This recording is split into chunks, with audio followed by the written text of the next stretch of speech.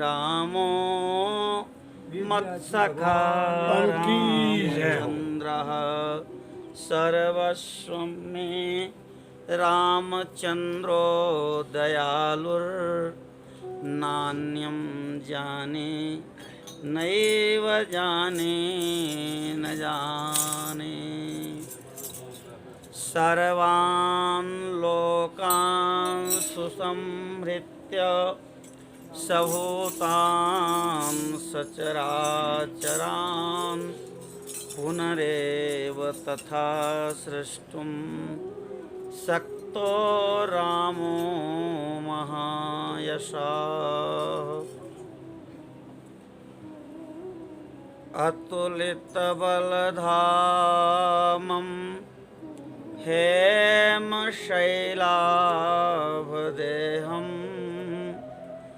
दनुजवनकृशानुं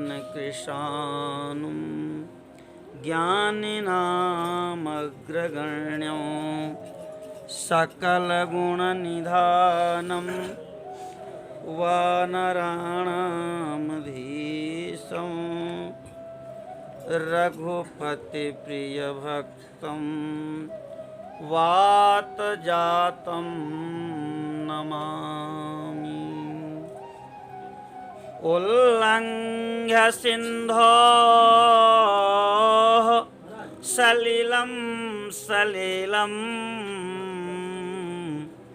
यः शोकवह्निं जनकात्मजायाः आदाय तेनैव ददाह लङ्कां नमामि तं प्राञ्जलिराञ्जनेयम् यत्र यत्र रघुनाथकीर्तनं तत्र तत्र कृतमस्तकाञ्जलिं वाष्पवारि परिपूर्णलोचनं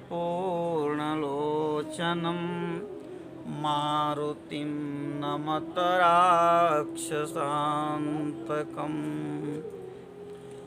अञ्जनानन्दनं वीरं जानकी शोकनाशनं कपेशमक्षहन्तारं वन्दे लङ्काभयङ्करम् महाव्याकरणाम्भोधि मन्थमानसमन्दरं कवयन्तं रामकीर्त्या हनुमन्तमुपास्महे। एहि एहि अञ्जनीपुत्र गृहाणासनमुत्तमं प्रारभ्यते हरिकथा श्रोता भव शुचिव्रता श्रोता भव शुचिव्रता। लक्ष्मीनाथ समारम्भां नाथयामुनमध्यमाम् अस्मदाचार्यपर्यन्तां वन्दे गुरुपरम्पराम्। श्रीवाणाचलयोगिपादनलिनद्वन्द्वानुकम्पाप्लुतात् श्रीमद्भव्यसुदर्शनार्यचरणात् संलब्धमन्त्रत्रयम् श्रीमद्वेङ्कटनाथ सेवनरतं सद्ब्रह्मचर्यान्वितं वन्देऽहं गुरुवर्यमध्यकमला कान्तं नितान्तोज्ज्वलम्।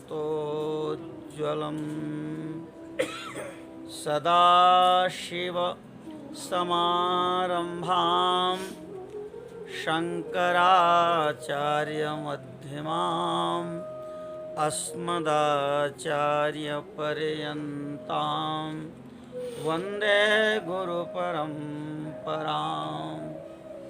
गुरुर्ब्रह्मा गुरुर्विष्णुः गुरुर्देवो महेश्वरः गुरुः साक्षात् परब्रह्म तस्मै श्रीगुरवे नमः। अखण्डमण्डलाकारं व्याप्तं येन चराचरं तत्पदं दर्शितं येन तस्मै श्रीगुरवे नमः। अज्ञानतिमिरान्धस्य ज्ञानाञ्जनशलाकया चक्षुरुन्मीलितं येन तस्मै श्रीगुरवे नमः। बार बार बरमागहूँ हरस देहु श्रीरंग पद सरोजयन पायनी भगति सदा सत्संग कामिह नारे प्यारे जिमी लोभी प्रिय जिमिदाम तिमि रघुनाथ निरंतर प्रिय लागहु मोहि राम। अर्थ न धर्म न काम रुचि गति न चाहो निर्वाण जन्म जन्म रति राम पद यह वरदान नयान। नहीं वेत्या नहीं बाहुबल नहीं खर्चन को दाम मुँह से पतित पतंग के तुम पति राखो राम।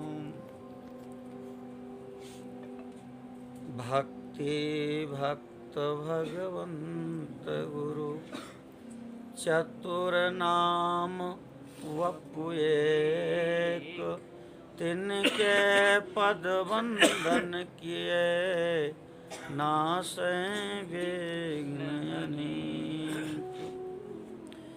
श्री बद्री विशाल भगवान की आदि केदारेश्वर महादेव भगवान की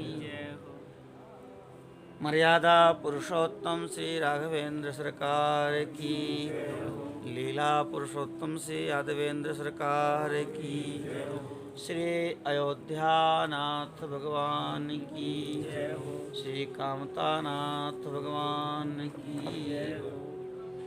सत्य सनातन वैदिक धर्म की श्री वानमामलय तोताद्रिजय स्वामी महाराज की श्री भाष्यकार भगवान की ब्रह्मा सावित्री पीठाधीश्वर ब्रह्मांशावतार ब्रह्म कुलगुरु परम पूज्य श्री खेताराम जी महाराज की सद्गुरुदेव भगवान पूज्यपाद श्री स्वामी जी महाराज की गोस्वामी तुलसीदास जी महाराज की श्री महर्षि वाल्मीकि जी महाराज की श्रीमद् रामायण महा की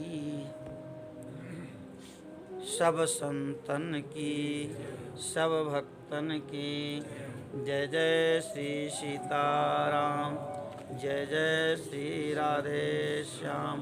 नमः पार्वती पतये हर हर महादेव।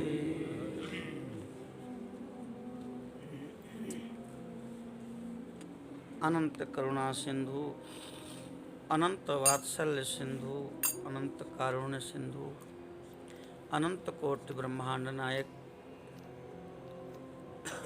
कर्तुम अकर्तुम अन्यथा कर्तुम सर्वसमर्थ परिपूर्णतम परब्रह्म परमात्मा भगवान बद्रीनारायण जी की आहेतु की असीम करुणा कृपा से पूज्यपाद हम सब के परमाराध्य सद्गुरुदेव भगवान की कृपा करुणा से समुपस्थित समस्त संतजन श्रद्धालुजन माताओं आप सबके माता पिता पितरों के अमोघ आशीर्वाद से हम सब इस परम पुण्यमयी दिव्य देवमयी देवभूमि भू वैकुंठ बद्रिकाश्रम में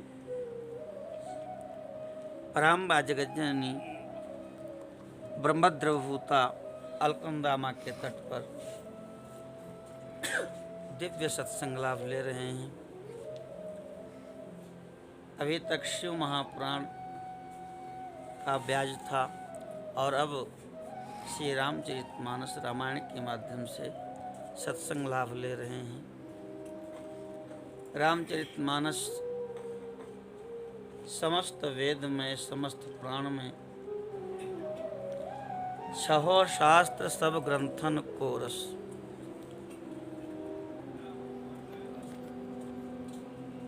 भाषा हिंदी है और वह भी शिव जी की कृपा से है, लेकिन एक एक अक्षर में सारे वेदों का, सारे पुराणों का, उपनिषदों का सिद्धांत और सार भरा हुआ है। वेदों की भांति रामचरितमानस भी अमोघ है। इसकी एक एक चौपाई, एक एक मंत्र है और कहने सुनने में अनंत आनंद की अनुभूति होती है। आए भगवान श्री राम जी के नाम का 2 बार कीर्तन कर लें, फिर कथा का श्रवण करें। जय राम जय जय राम, श्री राम जय राम, श्री राम जय राम, जय जय राम, श्री राम जय राम, जय जय राम, श्री राम जय राम, जय राम, श्री राम जय राम, जय जय राम, श्री राम जय राम, जय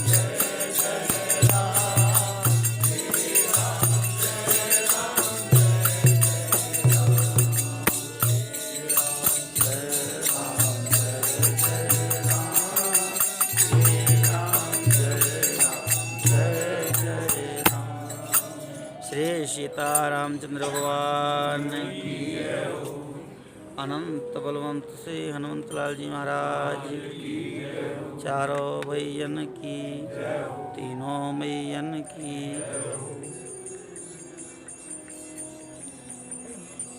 कल के सत्संग में हम सब ने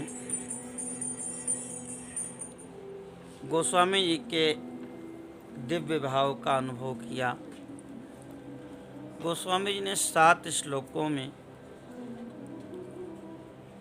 देवताओं की वंदना किया, गुरुजनों की वंदना किया, मंगल मूर्ति और बुद्धि के जो राशि है ऐसे गणपति जी, भगवती महासरस्वती, भगवान शिव, पार्वती, पराम्बा जगज्जननी जानकी जी की वंदना किया। वस्तुतः गोस्वामी जी जानकी जी के रूप में ही सरस्वती जी को मानते हैं, क्योंकि जो सीता सहस्र नाम है उसमें वाणी सीता जी का एक नाम है। तो और आगे कहते भी हैं कि जनक सुता जग जननी जानकी, अतिशय प्रिय करुणा निधान की, ताके जुगपद कमल मनावहु, जासु कृपा निर्मल मति पाओ। परब्रह्म परमात्मा की वंदना करते हैं और वैसे तो गुरु की वंदना कौन कर सकता है? कहते हैं कि असित गिरि समम स्यात् कज्जलम सिंधु पात्रे सुरतरुवर शाखा लेखनी पत्र मुर्वी लिखत यदि गृहीत्वा शारदा सर्वकालम तदपि तव गुणानाम एस पारम नयाति। गुरुदेव के गुणों का वर्णन, गुरुदेव की महिमा का वर्णन कोई कैसे कर सकता है? सब धरती का मस्कर, सब समुद्र का मस्करों, लेखन सब बन रहा है, सब धरती कागज करूं, पर गुरु गुण लिखा न जाए। सारी धरती को ही कागज बना दिया जाए और सातों समुद्रों को स्याही बना दिया जाए और सारे वनस्पतियों को लेखनी बना दिया जाए। पहले लकड़ी की लेखनी होती थी ना, हम लोग पढ़े तो लकड़ी की ही लेखनी बाबा बना देते थे। ये लेखनी नहीं होती थी जितनी आज लेखनी चली हैं। तो सारे वनस्पति को ही लेखनी बना दिया जाए तो भी गुरु के गुणों को वर्णन नहीं किया जा सकता है। गोस्वामी जी ने कहा कि श्री गुरु पद नख मनि गण ज्योति। तो श्री गुरु नाथ भगत अति सुखदायिनी, देव कृपा कर श्री अन पायिनी। हम लोग वंदना करते हैं गुरु जी की। लक्ष्मी नाथ समारंभाम नाथ यामुन मध्यमा अस्मदाचार्य पर्यंताम वंदे गुरु परंपरा। हम सब की जीव मात्र की आदि आचार्य आदि गुरु कौन है? श्री हैं।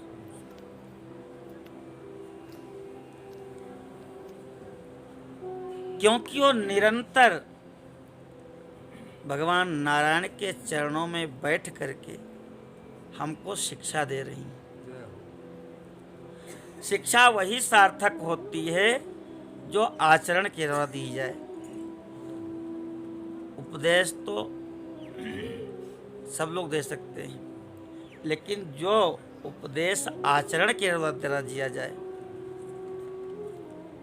शेष जी सदा सदा के लिए भगवान के सैया बन जाते हैं, उनके आसन बन जाते हैं, उनके छत्र बन जाते हैं, निवास सैयासन सब कुछ उनका बन जाते हैं। माने वह शेष ही हैं और कोई उनका विशेष काम अब नहीं है। वह केवल शेष हैं और नारायण शेषी। वह केवल और केवल नारायण के लिए हैं। इसलिए हमारे आचार्य शेष जी भी आचार्य। प्रथमो अनंतरो पश्चात द्वितीयो लक्ष्मणस्तथा तृतीयो बलरामश्चा कलौ रामानुजो मुनि। वही अनंत भगवान है, अनंत शेष भगवान है। और वही त्रेता में लक्ष्मण जी बन गए और द्वापर में वही दाऊ जी बन गए और कलयुग में वही रामानुज स्वामी जी बन के आ गए।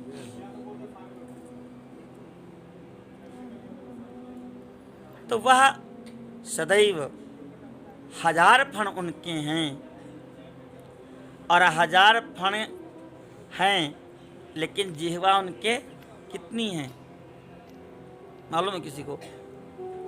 द्विजिह्वा के जो है एक जीभ में दो जीभ होती है, तो इसलिए फण हजार हैं लेकिन जीभ 2000 है। और 2000 जीभों से निरंतर भगवान का गुणगान करते हैं। जो सहस्र नाम हम पाठ करते हैं, विष्णु सहस्र नाम, एक बार में ही शेष जी 1000 नाम को बोल देते हैं। वही वह सहस्र नाम है। और कहते हैं भगवान की इतनी अद्भुत लीलाएं हैं कि जब तक शेष जी उनका वर्णन करते हैं तब तक भगवान अनंत लीलाएं और कर देते हैं, तब तक वो उनका वर्णन करते हैं।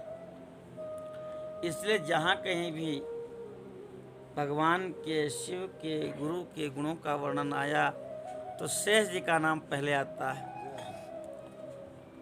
क्योंकि वो गुणों का वर्णन करते रहते हैं। तो शेष जी का नाम शेष इसीलिए है कि वह नारायण शेषी हैं और वह शेष है। अकारार्थो विष्णु जगदुदय रक्षा प्रलय कृत, मकारार्थो जीवस् तदुपकरणं वैष्णवमिदम्, ओकारो नन्यार्हं नियमयति सम्बन्धमनयोस्, त्रयसारस्त्र्यात्मा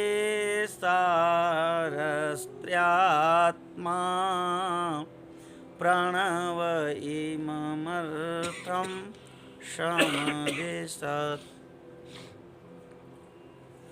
आकार का ही अर्थ भगवान विष्णु हैं, आकार के ही अर्थ भगवान राम हैं, और तीनों शक्तियाँ उनमें पूर्ण रूप से विद्यमान हैं। जगदुदय, जगत रक्षा और जगत प्रलय।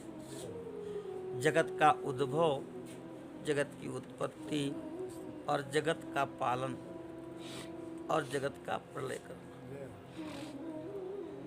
रक्षा में भी ऐसा नहीं है कि जब हमारे ऊपर कोई आपत्ति आती है तब वो रक्षा के लिए आते हैं। प्रतिक्षण वो हमारी रक्षा कर रहे हैं, प्रतिक्षण वो हमारा पालन कर रहे हैं। चाहे शरीर हो, चाहे घर हो, चाहे परिवार हो, चाहे उद्योग हो, प्रतिक्षण वही रक्षा कर रहे हैं, प्रतिक्षण वही संभाल रहे हैं।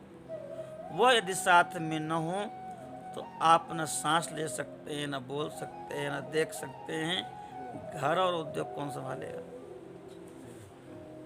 तो वह ऐसे कृपालु हैं, वैसे हमारे परम हितैषी हैं, वह ऐसे हमारे सर्वस्व हैं कि सब कुछ हमारा वही करते हैं। और इसी को समझने के लिए हम सत्संग करते हैं, इसी को समझने के लिए हम चारों वेद पढ़ते हैं, इसी को समझने के लिए हम 18 पुराण पढ़ते हैं। हम जो कुछ भी कर रहे हैं उसी चीज़ को ठीक ठीक समझने के लिए कर रहे हैं। तो समझ लेंगे तो भी वो करेंगे, और नहीं समझ लेंगे तो भी वो कर रहे हैं। भाई कोई डॉक्टर है और वो पूरा जो है हृदय रोग विशेषज्ञ हो गया, एमडी कर लिया उसने, तो उसका हार्ट और एक अक्षर नहीं जानता है, दोनों का हृदय एक जैसा ही काम करेगा। ये नहीं कोई विद्वान हो गया उस विषय का तो उसका हार्ट विशेष हो जाएगा। ऐसे ही हम उसके बारे में जान लेते हैं तो, और न जाने तो वो समान भाव से सबका पालन करता है। जान लेते हैं तो हम उसके प्रति कृतज्ञ हो जाते हैं, और नहीं जानने के कारण हम और जगह महत्व बुद्धि करके उसको हम मानते हैं। वस्तुतः वही सब कुछ करते हैं। और मकार का अर्थ जीव है, मकारार्थो जीव। तो कैसा जीव? मकारार्थो जीवस् तदुपकरणं वैष्णवमिदं। यह वैष्णव मैं उन्हीं का हूँ।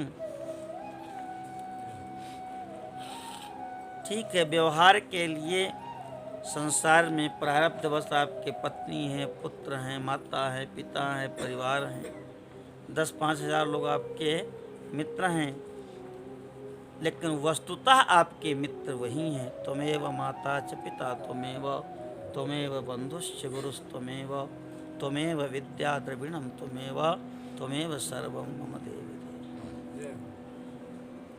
यह जो भी है यह पहले का आपका कर्मानुबंध है। कुछ हिसाब किताब बाकी है तो कोई बेटा बना है, कोई पत्नी बनी है, कोई मित्र बना है। क्योंकि यदि कर्मानुबंध नहीं होता तो सबके साथ आपका संबंध होता। अरबों लोग सृष्टि में हैं, लेकिन आप 2 ही 4-10 लोगों से क्यों जुड़े हैं? क्योंकि उनके साथ आपका कर्मानुबंध है, पहले का हिसाब किताब बाकी है। तो इसको छोड़ करके और भगवान के साथ शाश्वत संबंध आपका है, और इस संबंध को याद दिलाने के लिए ही सारे शास्त्र, सारे वेद। उकारो अनन्यार्हम्, आप अनन्यार्ह हैं, आप और किसी के योग्य हो ही नहीं सकते। आप केवल और केवल भगवान के ही अंश हैं, भगवान के लिए ही हैं, और किसी के काम के आप नहीं हैं। और कहीं भी आप किसी के योग्य बनना चाहेंगे तो आपके साथ धोखा हो जाएगा। इसलिए उकारो अनन्यार्हम् नियमयति संबंध मनयोस्। जीव और ब्रह्म के बीच जो उकार है, ये दोनों के संबंध को नियमन करता है। त्रैसारः, जो ऋग्वेद, यजुर्वेद, सामवेद, अथर्ववेद हैं, इन तीनों वेदों का सार ओम है। और ओम का सार है कि तुम केवल और केवल भगवान के हो और किसी के तुम नहीं हो। माँ जो पितृ ऋण, ऋषि ऋण, देव ऋण है, ये ऋण भी सारे मुक्त हो जाते हैं जब आप भगवान नारायण को अपना सर्वस्व मान लेते हैं। क्योंकि माता पिता के रूप में भी वही हैं, देवताओं के रूप में भी वही हैं, ऋषियों के रूप में भी वही हैं। तो जब आपने मूल को मान लिया तो अपने आप सारे ऋणों से आप मुक्त हो जाते हैं। राष्ट्र सेवा, माता पिता सेवा, सारी सेवा, सारा पुण्य उसी क्षण हो जाता है जिस समय आप सर्वस्व अपने को भगवान को अर्पित कर देते हैं। मैं केवल नारायण आपका हूँ और किसी से हमारा कोई लेना देना नहीं। अब ये शंका होती है कि जब सब कुछ हम नारायण को कह दिए, फिर अब शरीर से हम पत्नी पुत्र सबके साथ व्यवहार करें तो ये सत्य व्यवहार नहीं है। कहे नहीं, बिल्कुल सत्य व्यवहार है। आपने शरीर से तो आपको सबकी सेवा करनी है, शरीर संसार का है और लोग भी संसार के हैं, और संसार चाहता भी है कि आप केवल शरीर से सेवा करो। केवल अपने आप को नारायण को समर्पित करना है। आप जो हैं वह नारायण के अंश हैं। शरीर तो संसार में उत्पन्न हुआ, संसार में ही ये स्वस्थ होगा, पूर्ण होगा, और संसार में ही जल के यहीं समाप्त हो जाएगा। तो इससे तो आप सबकी सेवा करिए, लेकिन अंदर से किसी को अपना मत मानिए। यहीं से आपका अभ्युदय हो जाएगा। यहीं से आपको जो भी आप करेंगे वह सत्य ही करेंगे।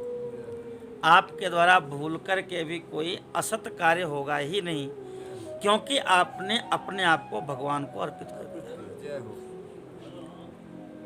ब्रह्मा जी कहते हैं नारद जी से, न भारते मेंग मृषोपलक्ष्यते न वै क्वचिन्मे मनसो मृषा गति न मे हृसे कानि पतन्ते सत्पथे यन्मे हृदौत्कण्ठवता धृतो हरिः। न भारती मेंग मृषोपलक्ष्यते, मेरी वाणी कभी झूठी होती ही नहीं। चाहे हम सोते में ही बोल दें, लेकिन मेरी वाणी जो निकलेगी उसको सत्य होना ही है। न भारती मेंग मृषोपलक्ष्यते न वै क्वचिन्मे मनसो मृषा गति। हमारा मन भी कभी भी असत चिंतन नहीं करता, हमारा मन भी सोचता है, वह भी सत्य होता है। हम सत्य संकल्प हैं। न मे हृषिकाणि पथंत सत्पथे। हृषिक माने इंद्रियां होती हैं। मेरी इंद्रियां भी कभी असत्य मार्ग में नहीं जाती हैं। तो हे ब्रह्मा जी, आपने ऐसा कौन सा तप किया, कौन सा जप किया कि ना तो आपकी वाणी झूठी होती है, ना तो आपका मन असत संकल्प करता है, ना ही आपकी इंद्रियां कोई असत चिंतन करती हैं। तो ब्रह्मा जी अपना रहस्य बताते हैं। यन्मे हृदयोत्कंठवता धृतो हरि। क्योंकि हमने अपने हृदय में हरि को विराजमान कर लिया है। तो हरि को विराजमान कर लिया है तो वहाँ हमारा कोई अस्तित्व तो है ही नहीं। उस हृदय आसन पर हरि बैठे हुए हैं, तो बोलते हैं तो वो बोलते हैं, चिंतन करते हैं तो वो करते हैं, और इंद्रियों से कुछ अगर होता है तो उन्हीं के द्वारा होता है। इसलिए तीनों कालों में मेरे द्वारा कुछ भी असत होता ही नहीं। और जब तक मैं है तब तक हरि के आप पूरे हुए नहीं। जब मैं था तब हरि नहीं, और अब हरि हैं मैं नाही। प्रेम गले अति सांकरे, तामे दो न समाई। जहाँ मैं हो रहा था वहीं पर हमने हरि को बिठा दिया, इसलिए अब वहाँ हरि विराजमान हो गए। माता देवहूति पूछती हैं कि हे कपिल भगवान, यद्यपि आप हमारे गर्भ से उत्पन्न हुए,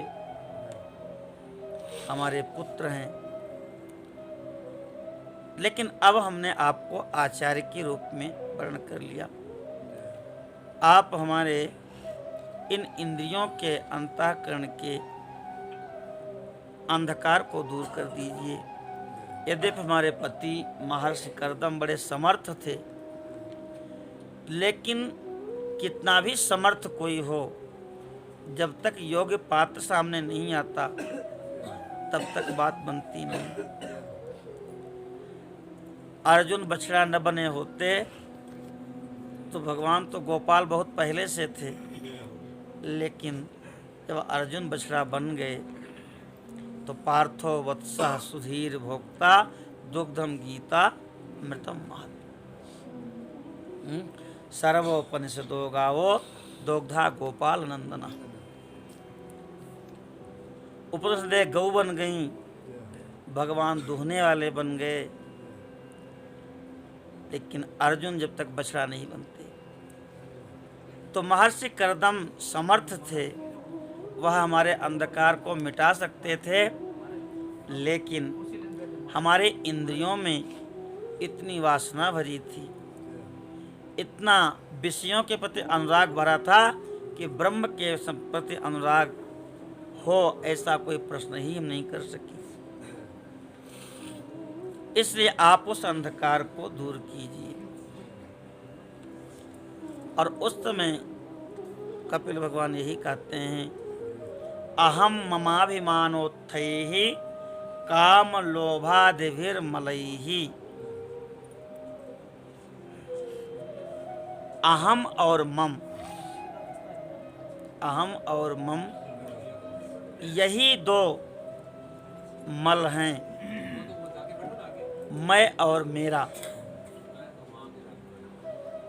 अगर ये दोनों में ना लगा दीजिए, ना अहम और ना मम, तो मम ही मृत्यु है और न मम ही अमृतत्व है। सारे मल।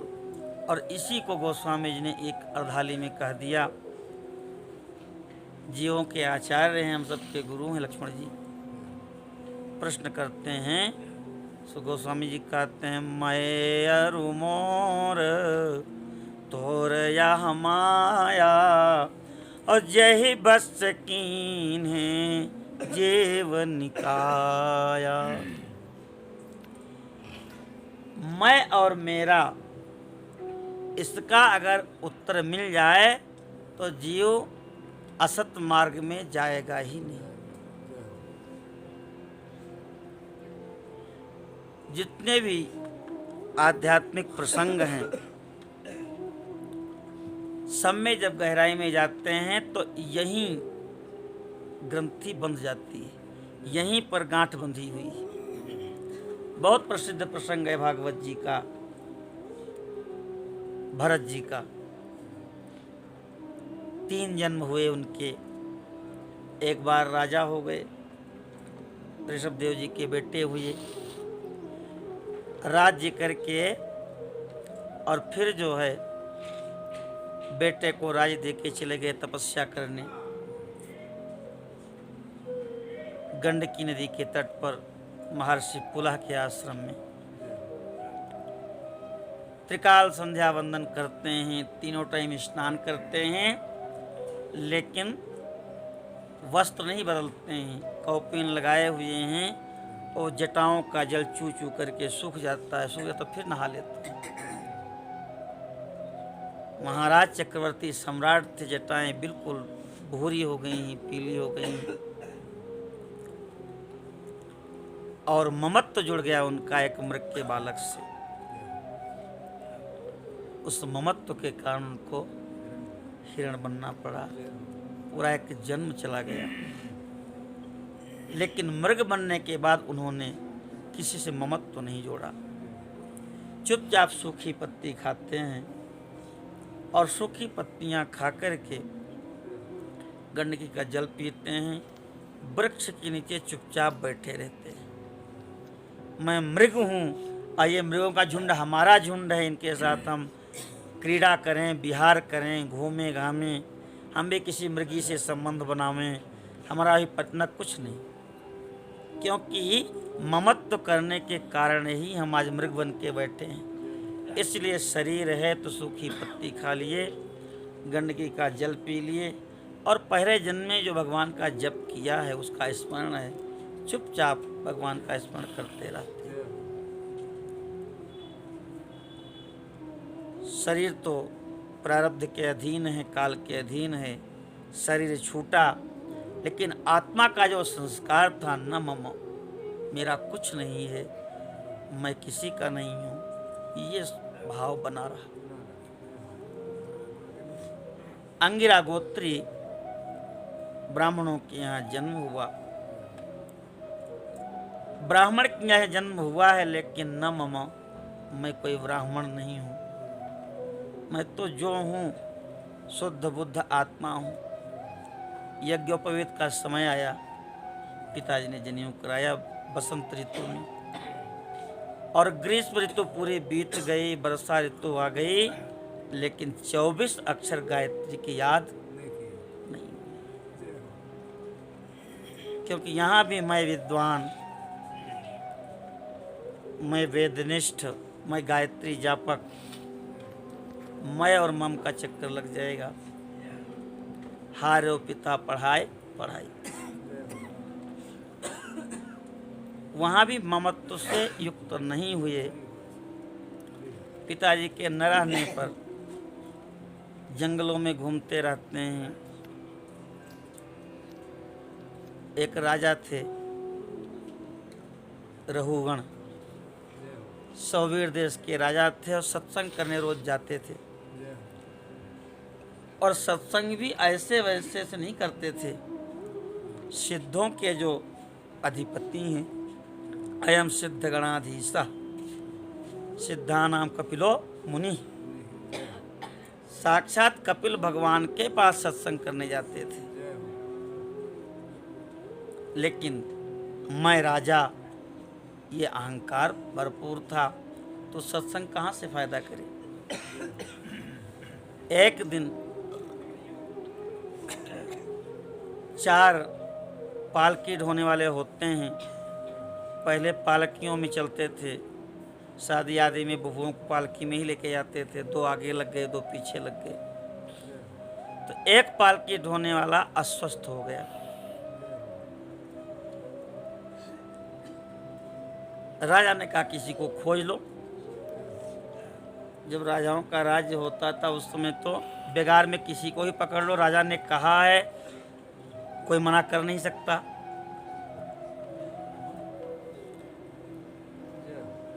तो भरत जी जा रहे थे अपनी मस्ती में, इन्हीं को लोग पकड़ लिए कि चलो चलो, ये तो चल दिए। पालकी में जुत जाओ तो जुत गए। अब शरीर है, शरीर संसार का है, संसार वाले जहाँ लगाना चाहें वहाँ तो लगेगा। अब जो चलते हैं पालकी में उनका अभ्यास होता है, हुंकार भर के एक साथ पैर उठाते हैं, रखते हैं, एक क्रम से चलते हैं। अब इन्होंने कभी पालकी तो ढोई नहीं थी, सो राजा को असुविधा हुई। राजा ने डांट लगाई सबको कि तुम लोग आज कैसे अव्यवस्था कर रहे हो, अनुशासनहीनता कर रहे हो, ठीक से पालकी को वाहन नहीं कर रहे हो। सब ने हाथ जोड़ के दोष इन्हीं के सिर पे मर दिया कि महाराज हम तो आपकी पालकी रोज ही ढोया करते थे, कोई पहला दिन तो है नहीं। तो कहे जो नया ढोने वाला है यही सारा गड़बड़ कर रहा है। अब तो राजा बहुत बिगड़ा, कहा तुम बड़े दुबले पतले हो, बड़े कमजोर हो, क्योंकि ये मोटे तगड़े थे, और ठीक से अगर नहीं चलोगे तो मैं तुमको दंड दूंगा। तुमको पता नहीं कि मैं राजा हूं।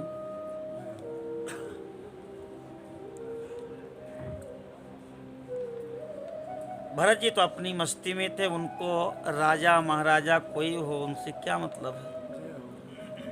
वो तो अपनी स्वरूप चिंतन में ही मगन थे और किसी चीज को चिंतन करने की उनको आवश्यकता ही नहीं थी। शरीर प्रारब्ध के अधीन है, जब उसको बैठना होगा बैठ जाएगा, उठना होगा उठ जाएगा, बुखार आना होगा बुखार आ जाएगा। आप चाह करके भी शरीर का कुछ कर नहीं सकते। बहुत इसके बारे में आप चिंतन करें तो भी आप कुछ नहीं कर सकते। इसको जब जो होना है वो होगा। तो जो हमारे जो कहने में नहीं है, हमारे अनुशासन में नहीं है, उसके पीछे हम क्यों अपने आप को परेशान करें। जब इसको जवान होना था जवान हो गया, जब बूढ़ा होना है बूढ़ा हो जाएगा, जब जाना होगा चल देगा। आप इसमें कुछ नहीं कर सकते। तो इसलिए भरत जी तो इसको समझते हैं। अब आगे जो है लंबी सी चींटियों की लाइन थी। अब कहे कि अगर इन चींटियों के ऊपर पैर पड़ेगा, एक तो हम इतने वजन, और फिर पालकी भी कंधे पर रखी है, तो ये तमाम जीव मर जाएंगे। तो छलांग लगा दिए भरत जी, और छलांग लगाए तो पिछले के जो पालकी ढोने वाले थे उनके सबके कंधे से पालकी उतर गई, धड़ाम से नीचे गिरी। राजा की खोपड़ी पालकी में लड़ गई। अब क्रोध के मारे राजा निकला तो उसने तलवार निकाल लिया कि तुम जानते नहीं हो मैं राजा हूँ, मैं तुम्हारा वध कर दूंगा। तो भरत जी ने विचार किया कि ये महर्षि कपिल के यहाँ सत्संग करने जाता है और अनजान में इससे बहुत बड़ा अपराध हो जाएगा, तो इसलिए बोल पड़े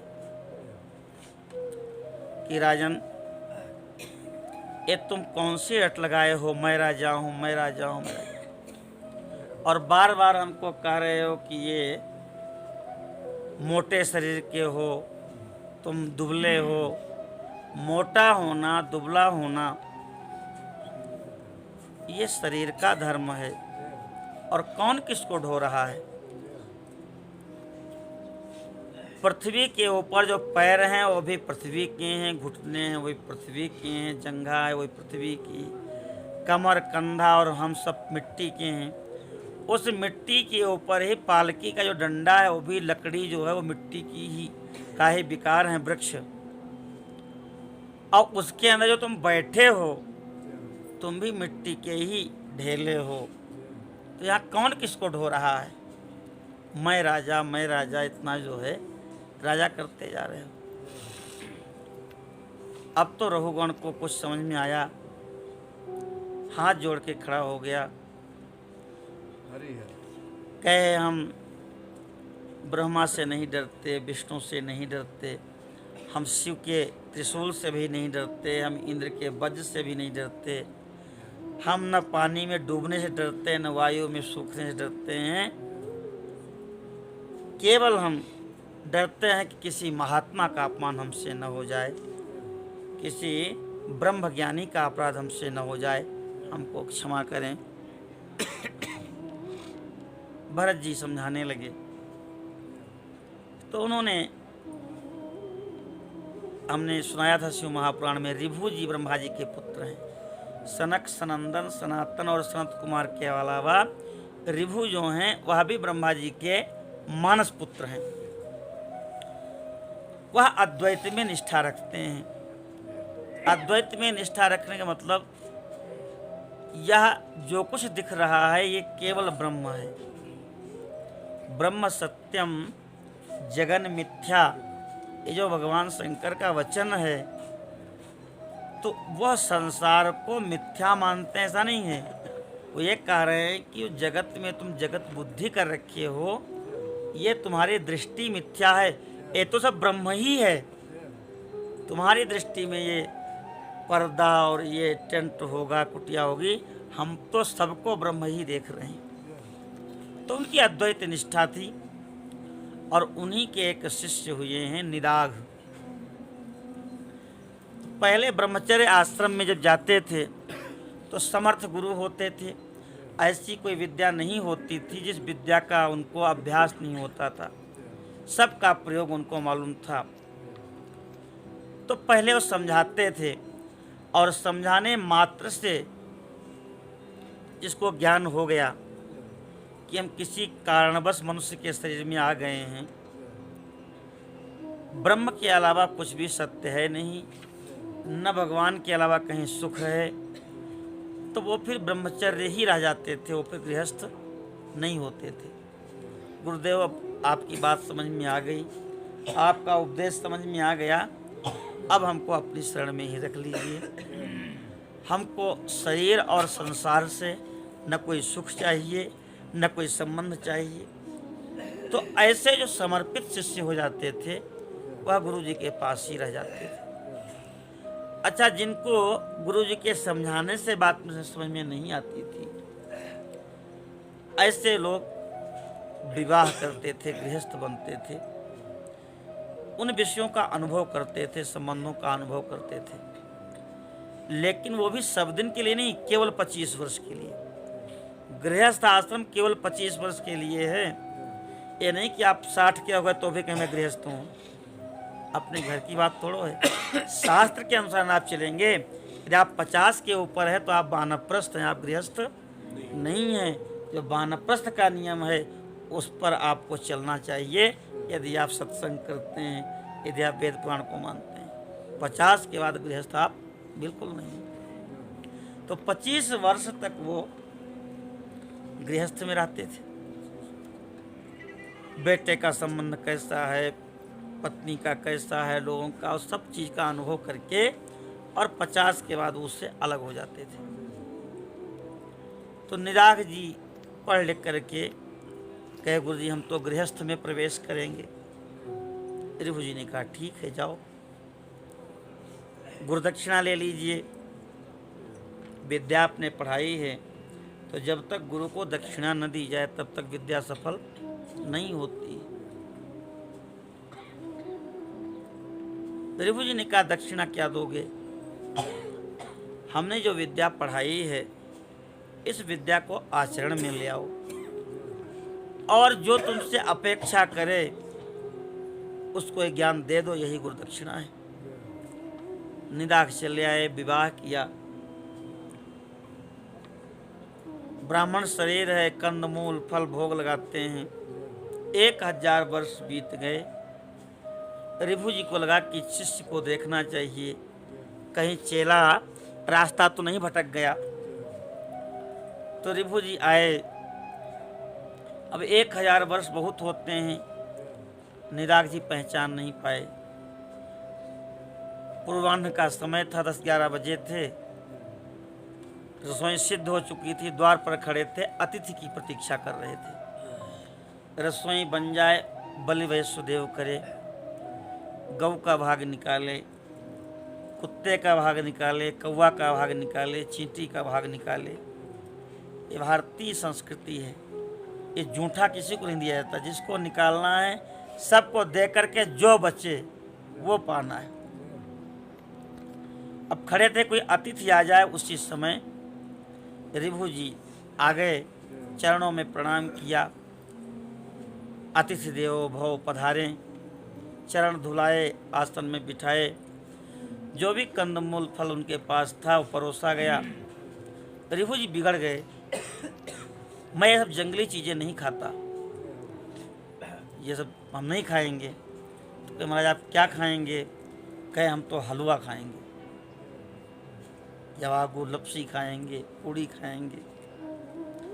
ये पहले तो मिष्ठान में यही होता था, हलवा बन गया, लपसी बन गई, बस हो गया। तो निदाग जी ने कहा पत्नी से कि अगर संभव हो तो आप बनाओ। दोबारा रसोई बनी तो ऋभु जी ने प्रसाद पाया। स्वाभाविक होता है कि महाराज तृप्त हुए, रसोई ठीक बनी थी। अब ऋभु जी फिर बिगड़ गए, कहे मैं कब अतृप्त था, मैं तो कभी भूखा ही नहीं था, मैं कैसे तृप्त हो जाऊं। अब तो निराग जी हाथ जोड़ के खड़े हो गए, कहे जब शरीर में जल तत्व की कमी होती है तो जल तत्व ही जल तत्व को आकर्षित करता है। व्यवहार में लोग कहते हैं कि प्यास लगी है। जब शरीर में पृथ्वी तत्व की कमी होती है तो पृथ्वी तत्व ही पृथ्वी तत्व को आकर्षित करता है, और व्यवहार में लोग कहते हैं कि हमें भूख लगी है। ये तो अपना 5 तत्वों का काम है, राम जी की लीला चल रही है, हमारा इससे कोई लेना देना नहीं। अब तो निदाग जी चरणों में पड़ गए कि आप हमारे गुरुदेव हैं। कहे ठीक समझे, हम तुमको देखने आए थे, कहीं भटक तो नहीं गए। आशीर्वाद देख के फिर चले गए। 1000 वर्ष बीत गए तो फिर गुरु जी को याद आई, कहीं चेला हमारा संसार में फंस तो नहीं गया। आए तो उस समय निदाग जी जंगल से लकड़ी बीन के ला रहे थे, समिधा लेकर के आ रहे थे। सूखी लकड़ियों का गट्ठर कंधे पर रखे थे। राजा की सवारी बाहर से नगर में प्रवेश कर रही थी। ऋभु जी ने आकर के बगल में इनको हाथ से खोदा, देखने लगे क्या बात है महात्मन। तो उन्हें इशारे से पूछा कि ये सब क्या है। निदाग जी कुछ बोले नहीं, तो फिर उन्होंने खोदा कि ये सब क्या है जो दिख रहा है। उन्होंने कहा महात्मन ये राजा की सवारी नगर में प्रवेश कर रही है। तो कहे इसमें राजा कौन है।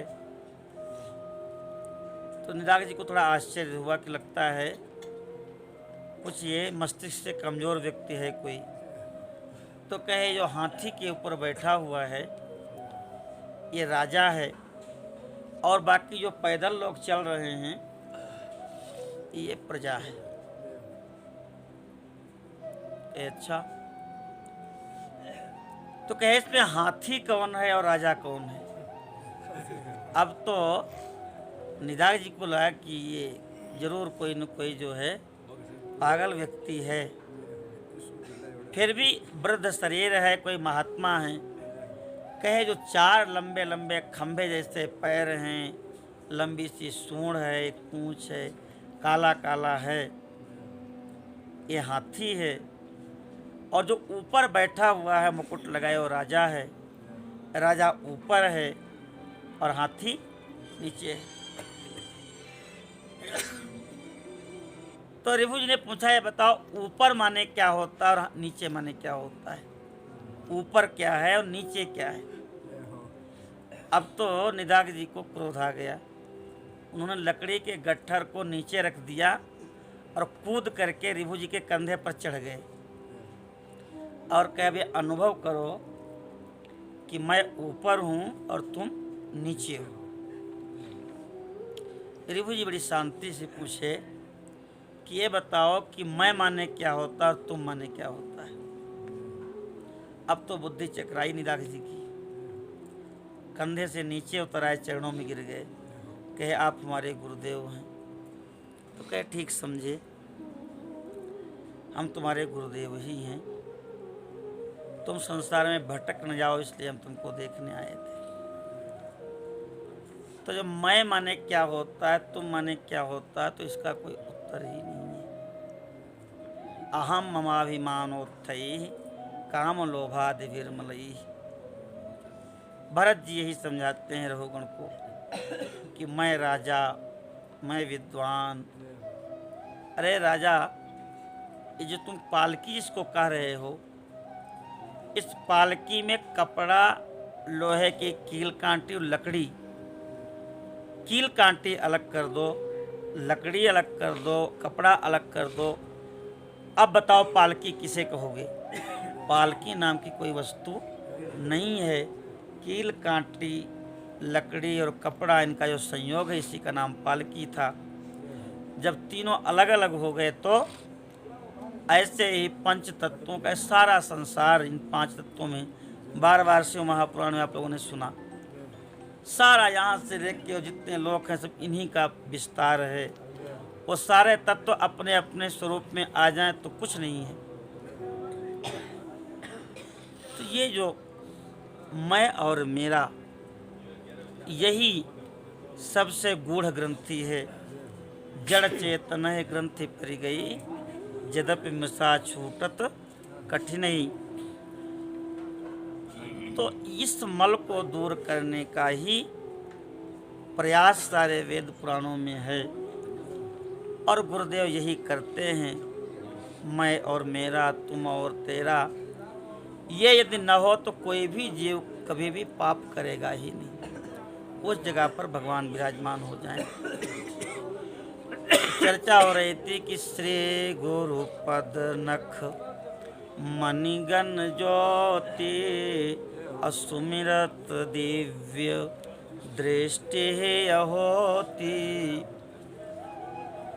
तो श्री ही हम सबके गुरु हैं। जैसे शेष जी आसन बन कर के और छत्र बन कर के भगवान की निरंतर सेवा में रहते हैं, उन्होंने स्वीकार कर लिया है कि शेषी हमारे नारायण हैं, मैं शेष हूँ। ऐसे ही प्रत्येक जीव को उपदेश देते हैं कि तुम भी इसको जल्दी से जल्दी जान लो। योग में सब लोग सुनते हैं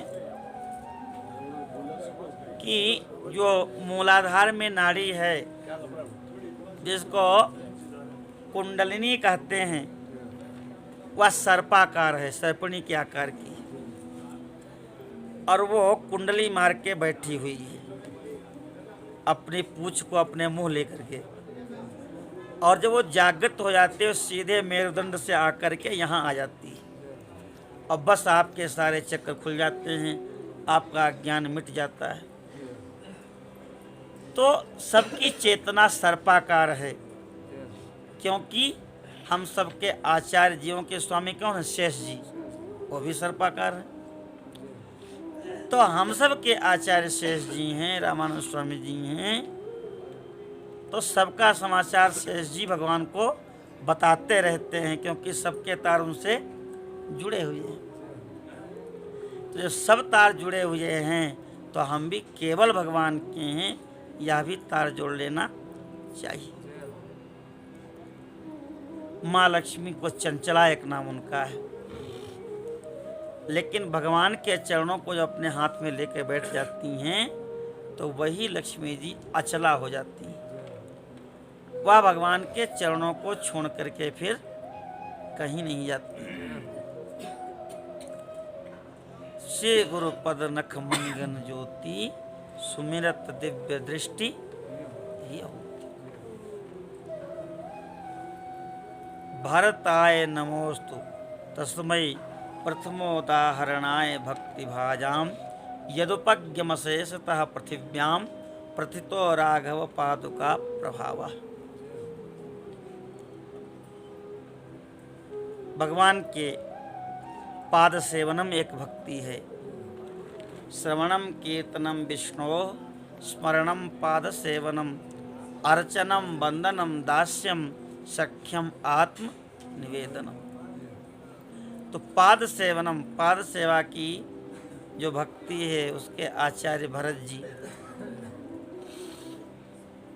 उन्होंने भगवान के चरण पादुका के बल पर सप्तद्वीपोती जो ये अयोध्या की राजधानी थी उसको चला के दिखा दिया। उन चरण पादुकाओं को भी उन्होंने राजा बना दिया। उन्हीं की आज्ञा ले लेकर के 14 वर्ष तक वो राज्य का संचालन करते रहे। तो भरताय परम नमोस्तु तस्मै प्रथमोदाहरणाय भक्ति भाजा। जो भगवान के भक्तों के लिए प्रथम उदाहरण है, जो उन्होंने भगवान के चरण पादुका के प्रभाव को दिखा दिया। तो वही चरण पादुका जो अयोध्या के सिंहासन पर बैठी है। जय पद जनक सुताउर लाए, कपट कुरंग संग दरधाए। हर उर सर सरोज पद जेई, अहो भाग्य में दिखियो। जिन पायन के पादुकन भरत रहे मन लाए, ते पद आज बिलोकियों इन नयनन। उन्हीं चरण कमलों से कल्याण होना है, ये भगवती श्री जी दिखा रही हैं। लक्ष्मी जी की एक दृष्टि पाने के लिए सारा त्रैलोक्य विकल है। चाहे वो ब्रह्मा जी हों, चाहे कुबेर हों, चाहे इंद्र हों, चाहे वरुण हों, अनेक प्रकार की आराधना करते हैं कि एक दृष्टि, एक कृपा की कोर हमको प्राप्त हो जाए। और वह भगवती भगवान के चरणों को गोद में लेकर के हम सबको ये शिक्षा दे रही हैं कि असली धन और असली ऐश्वर्य तो यही हैं जिनको मैं गोद में लेके बैठी हूँ। इसलिए श्री गुरु पद नख मणिगण ज्योति, सुमिरत दिव्य दृष्टि ये होती। लक्ष्मीनाथ समारंभाम नाथयामुन मध्यमाम अस्मदाचार्य पर्यंताम वंदे गुरु परंपराम। वह श्री जी ही हम सबकी आचार्य हैं।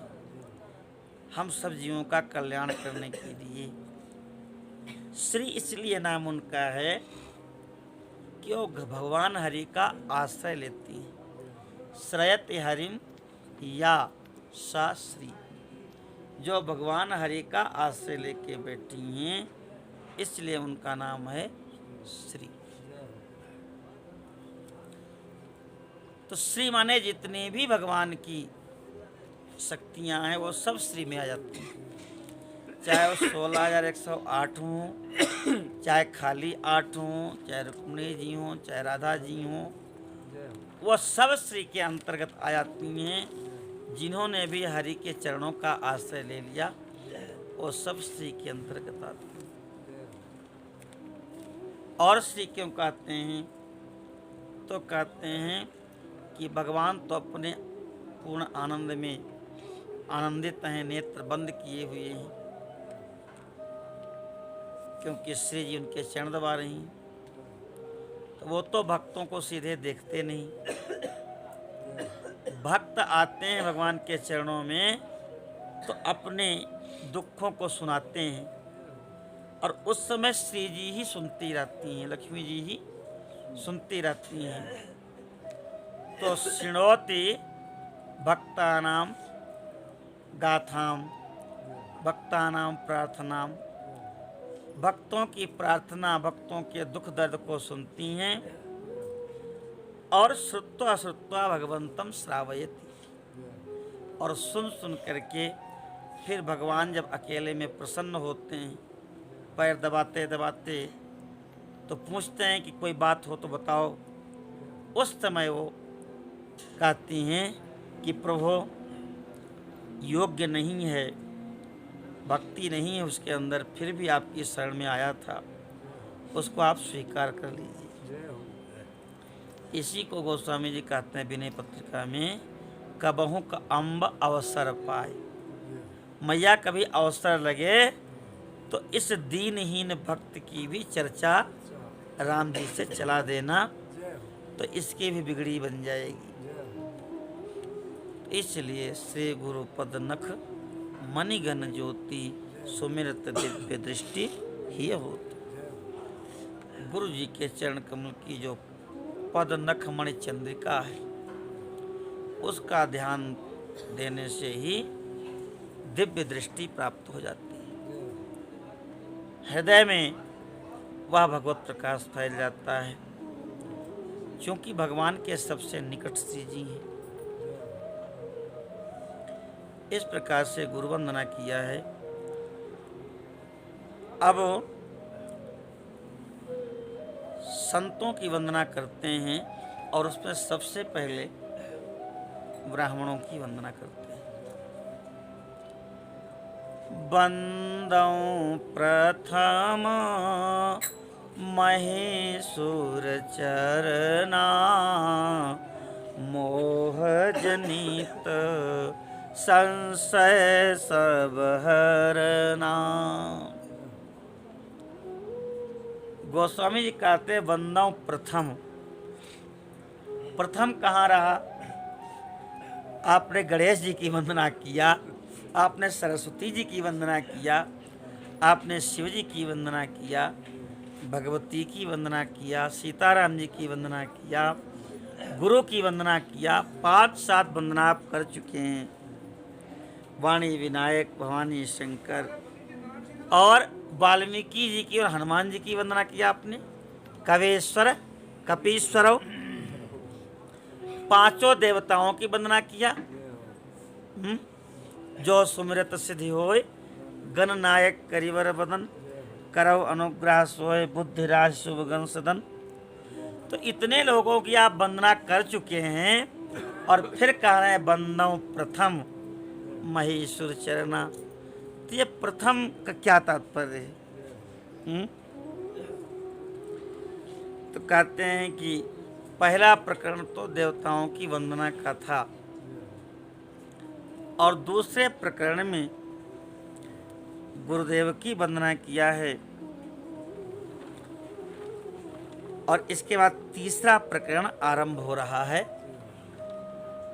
उस तीसरे प्रकरण में प्रथम वंदना हम महेश्वर की कर रहे हैं।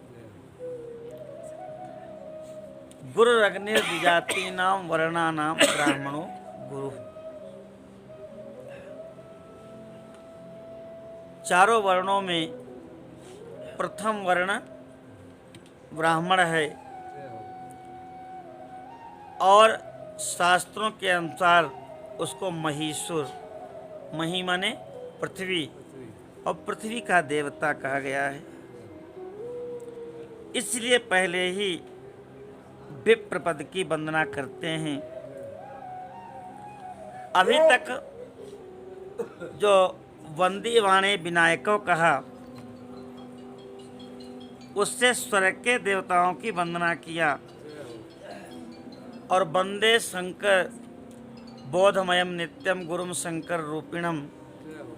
तो शिव जी की भी गुरु के रूप में वंदना किया, फिर गुरु की वंदना किया।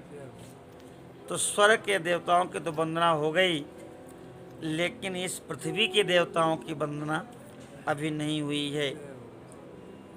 और जिन हम भगवान की वंदना करने जा रहे हैं, उन भगवान के भी जो भगवान हैं, उन भगवान के भी जो भगवान हैं कि नहीं? भगवान श्री राम जी कहते हैं कि विप्र प्रसादात धरणी धरो हम, विप्र प्रसादात कमलावरो हम, विप्र प्रसादात अजिताजितो हम, विप्र प्रसादात मम राम नाम। आज इस पृथ्वी के हम राजा हैं, तो ब्राह्मणों के आशीर्वाद से। ब्राह्मणों ने आशीर्वाद दिया है वशिष्ठ जी ने। तो आज मैं चक्रवर्ती सम्राट बन के बैठा हूँ, अयोध्या का अधिपति बन के बैठा हूँ। और लक्ष्मी का पति बना हूँ तो भी ब्राह्मणों का ही आशीर्वाद है। लक्ष्मी प्रकट हुई, वहाँ पर भी ऋषियों ने ही पुरस्कार किया और कहते हैं हम अपराजेय हैं, अजेय हैं, इसमें ही ब्राह्मणों का आशीर्वाद है। और जिस राम नाम की इतनी महिमा गाई जा रही है, उस राम नाम को देने वाले भी हमारे गुरुदेव वशिष्ठ, वो भी ब्राह्मण हैं। भागवत में कहते हैं भगवान समत परोहम द्विजदेव देवा। वनस्पति से बहुत पाद वाले, सड़क के चलने वाले, फिर 4 पाद वाले, फिर 2 पाद वाले, फिर मनुष्य में, फिर देवता और देवताओं में शिव जी से बड़े ब्रह्मा जी और ब्रह्मा जी से बड़ा मैं, क्योंकि मेरी नाभि से ही ब्रह्मा जी उत्पन्न हुए हैं। फिर कहते हैं समत परोहम द्विजदेव देवा, और मेरे भी पूज्य, मेरे भी आराध्य, मेरे भी देवता ब्राह्मण हैं। कहते इन ब्राह्मणों के वंदना करने से मोह जनित संशय सब हरण। जितना भी मोह है, जितना भी संदेह है, वो सब दूर हो जाता है इन ब्राह्मणों का। भगवान कहते हैं विभीषण से कि जिनके द्विजपद प्रेम, ब्राह्मणों के चरणों में जिनका प्रेम है वो हमें अतिशय प्रिय है। इसलिए वंदौ प्रथम महेश्वर चरणा, पृथ्वी के देवता हैं, उनकी वंदना करते हैं। तो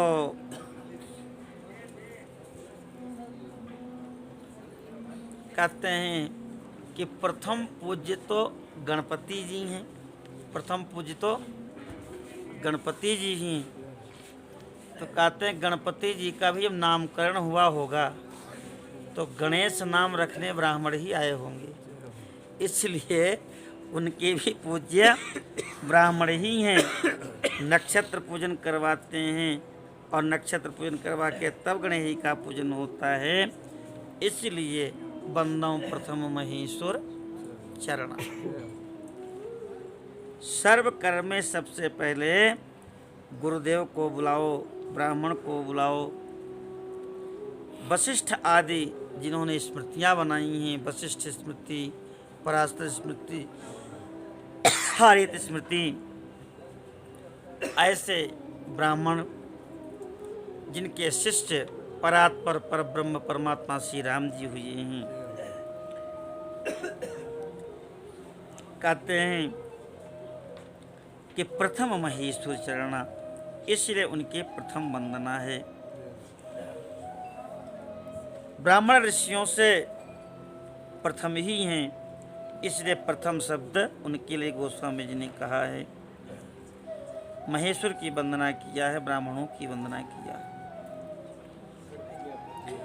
कहते हैं कि महेश्वर एक भृगु जी हैं, वो भी महेश्वर हैं, और जगत प्रसिद्ध है कि भृगु जी के चरण चिन्ह को आज भी भगवान अपने हृदय में धारण करते हैं, विप्रपद चिन्ह को।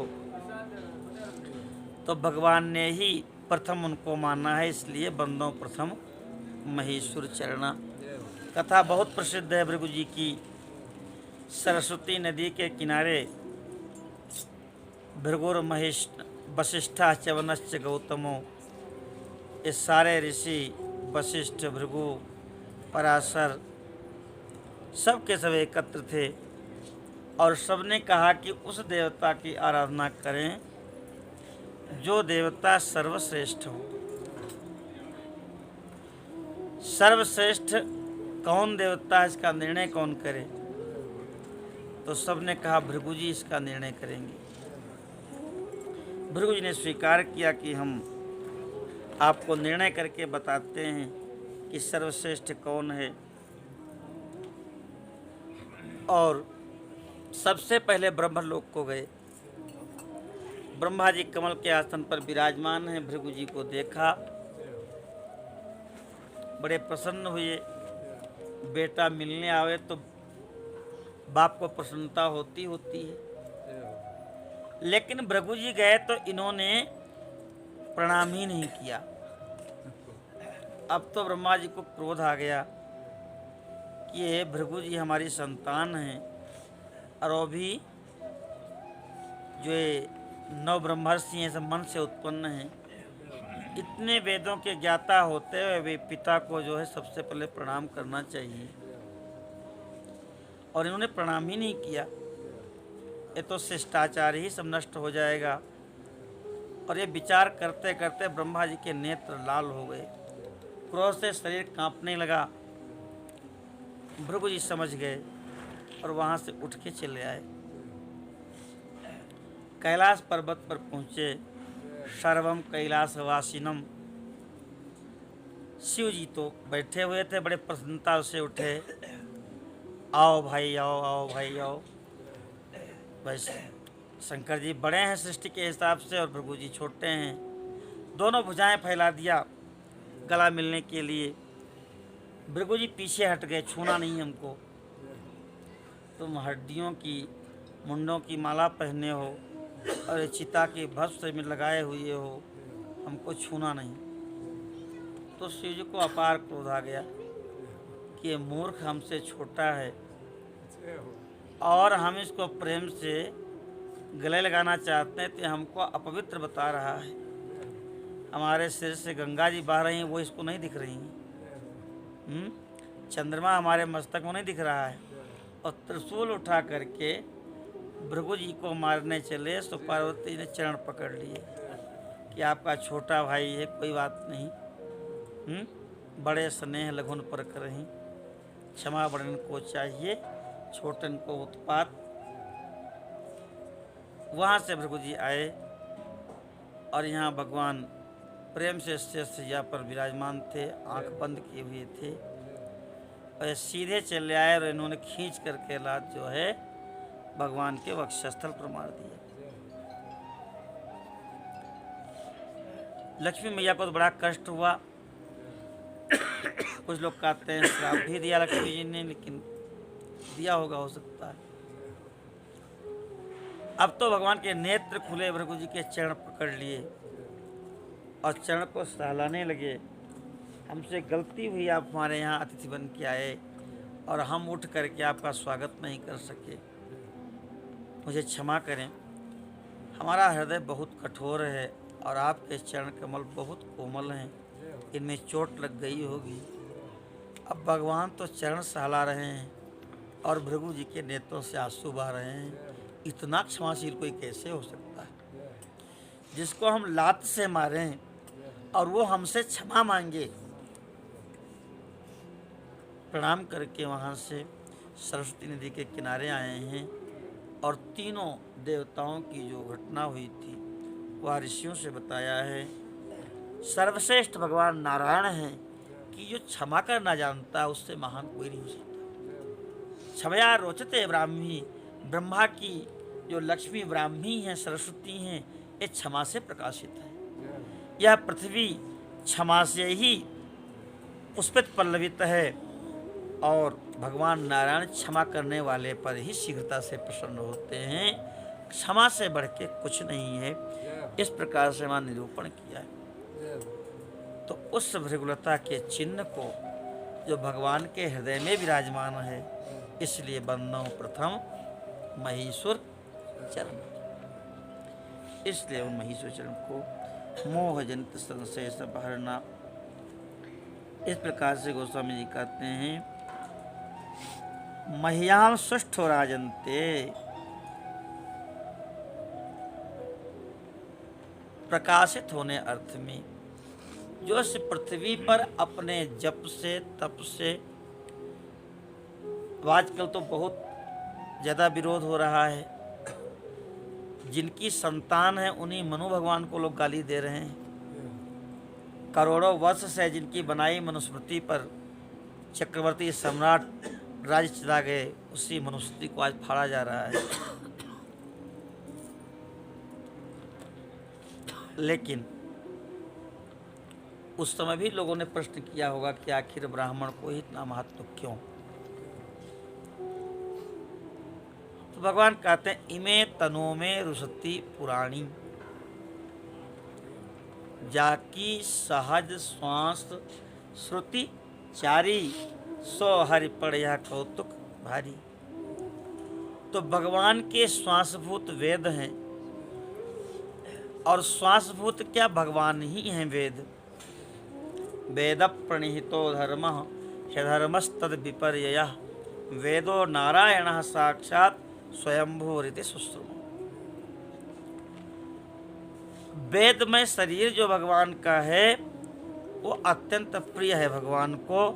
और भगवान कहते हैं इमे तनु में रुसती पुराणी, उस वेदमय शरीर की रक्षा ये ब्राह्मण करते हैं। चाहे हिरण्यकशिपु इनको आग में जला दे, चाहे त्रिशूल से मारे, चाहे रावण आग के मारे, चाहे कुंभकर्ण मारे, चाहे कंस मारे, और चाहे आजकल के उत्पाती लोग इसका वध करें, लेकिन हमारे वेदमय शरीर की रक्षा यही करते हैं। ब्राह्मणेन निष्कारणो धर्मः षडंगो वेदो अध्येयो ज्ञेयस्य। माँ ब्राह्मणी है, पिता ब्राह्मण है, और उससे शरीर मिल गया है, तो अंतिम श्वास तक आपको वेद की रक्षा करनी चाहिए। तो अपने इस तप के बल पर, अपने इस व्रत के बल पर कि मैं भगवान के उस वेदमय शरीर की रक्षा करूं। प्रत्येक गोत्र के ब्राह्मण का वेद निश्चित है। क्यों निश्चित है? जब तक जियोगे तब तक उसकी रक्षा करोगे। कैसे? उसको कंठस्थ करके। सोचिए विप्रज वेद विहीना, धिग ब्राह्मणम तमथया श्रुति मंत्रहीना, धिग क्षत्रियम तमथया समरेत दीना, धिक वैश्यमर्थजन शोषण मात्र पीना, शूद्रम च धिक सुजन सेवकता विहीना। उस ब्राह्मण को धिक्कार है जिसने वेद मंत्रों को नहीं जाना। उस क्षत्रिय को धिक्कार है जो धर्म की रक्षा के लिए जिसने अस्त्र को नहीं उठाया। इस प्रकार से ब्राह्मण उन वेदों की रक्षा करते हैं। जगत सोता रहता है और ब्राह्म मुहूर्त में 3 बजे उठकर के ब्राह्मण वेद का अभ्यास करते हैं। वेद में जो बताया गया उसका पालन स्वयं करते हैं, और जो उनकी मानता है उनसे उन वेदों का पालन करवाते हैं। इसलिए उस भगवान के तेज से, भगवान के श्वासभूत वेद से जो महियाम राजते इस पृथ्वी प्रकाशित हैं, इसलिए उनकी वंदना है। वंदो प्रथम महीसुर चरण, मोह जनित संशय सब हरण। इसलिए उनकी प्रथम वंदना की गई है। वह देवता तुल्य है इस पृथ्वी के, उनका ज्ञान दिव्य है, वह श्रोत्रिय हैं, वह ब्रह्मनिष्ठ हैं। शरीर से भले वह 5 भौतिक जैसे सामान्य जगत वैसे हैं, लेकिन वास्तव में ब्राह्मण का शरीर सामान्य नहीं होता। ब्राह्मणस्य शरीरोऽयं क्षुद्र कामाय नेष्यते। ब्राह्मण का शरीर केवल खाने और सोने के लिए नहीं हुआ है, उसको तो तप के द्वारा ही, तप बल विप्र सदा बरियारा कह के कोपन को रखवा। एक ब्राह्मण अपने तप के बल पर चाहे तो सृष्टि की रचना कर सकता है, सृष्टि का विध्वंस कर सकता है। न सारे वेद उसको मालूम हो कि एक गायत्री को ही स्वीकार कर। जो नित्य प्रति गायत्री का जप करता है, निष्ठा से संध्या वंदन करता है, ऐसे ब्राह्मण को चारों युगों में, तीनों कालों में कोई धर्षित नहीं कर सकता। उसको कोई चाहे कि हम इसके तेज को नष्ट कर दें, इसको हम झुका लें, संभव ही नहीं है। इसलिए बंदों प्रथम महेश्वर चरना के मूल में यह है कि ब्राह्मण कभी भी ब्रह्म से अलग होता ही नहीं। उसके श्वास में, उसके रोम रोम में, उसके बुद्धि में परमात्मा ही निवास करता है। विप्रो वृक्षस्तस्य मूलम च संध्या वेदा शाखा धर्म कर्मादिपत्रे तस्मान मूलो यत्नतो रक्षणीयो छिन्ने मूले नैव शाखा न पत्र। ब्राह्मण वृक्ष है और उस वृक्ष की जड़ है संध्या। प्रातः काल, मध्याह्न काल, सायंकाल सम्यक रूपेण ध्यायते परमात्मानं यस्मिन् काले सकाला संध्या। जिस समय हम अपने मन को, अपनी बुद्धि को परमात्मा में लगा के उसका चिंतन करते हैं, उसी काल का नाम संध्या है। उसके लिए ऋषियों ने परंपरा बनाई है और बहुत कठिन नहीं है। आचमन, पृथ्वी को, आसन को पवित्र करना, संकल्प और प्राणायाम। प्राणायाम के माध्यम से ऋषियों का स्मरण और प्राणायाम के बाद भगवान सूर्य को अर्घ्य देना। भगवान सूर्य को अर्घ्य तो सभी को देना चाहिए। कहाँ पूजा की जाए, ऋषियों ने प्रश्न किया तो कहे सूर्य हमारी मूर्ति है। सूर्य में शिव की पूजा हो सकती है, विष्णु की पूजा हो सकती, सारे देवताओं की पूजा सूर्य मंडल में होती है। और सूर्योदय के समय सोने वाला व्यक्ति न इस लोक में सुखी हो सकता है और न ही परलोक में सुखी। सूर्योदय चास्तमिते शयाने लक्ष्मी स्वयं मुंचित चक्रपाणी। सूर्योदय और सूर्यास्त के समय जो भी शयन करता है वह स्वयं नारायण ही क्यों न हो, लक्ष्मी उसका त्याग कर देती है। अब आजकल लोग जो है जानबूझ के सूर्योदय के समय 2 बजे तक जगेंगे, 3 बजे तक कहेंगे नेट अच्छा आता है, और जब सूर्योदय होगा तो सोएंगे। सूर्योदय के समय और सूर्यास्त के समय सोने वाला व्यक्ति कभी श्रीमान नहीं हो सकता। श्रीमान का तात्पर्य केवल कागज के पहाड़ से नहीं है। धर्म की स्थापना हृदय में हो, ब्रह्मचर्य की स्थापना हो, अपने पूर्वजों की मान मर्यादा का ज्ञान हो, तमाम चीज़ें हैं जिसको मिला के लक्ष्मी और श्री कहा जाता है। श्री केवल कागज के पहाड़ को श्री कहते होते तो आज जितने लोग जेल में हैं वो क्यों होते? केवल कागज के पहाड़ों को ही श्री नहीं कहते।